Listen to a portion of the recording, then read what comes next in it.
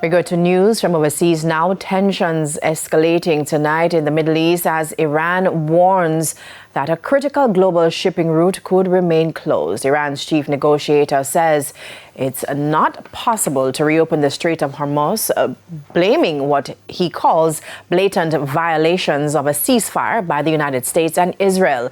In a post on social media, Iran accused the U.S. of imposing a naval blockade on Iranian ports, claiming it is effectively holding the global economy hostage. Iran also accused Israel of continued military aggression. Iran's president says the country remains open to talks, but insists that blockades, threats, and broken commitments are standing in the way of any real progress. With planned talks now stalled, analysts believe that the risk is no longer just diplomatic, but it's economic, as the world watches one of its most vital oil routes hang in the balance.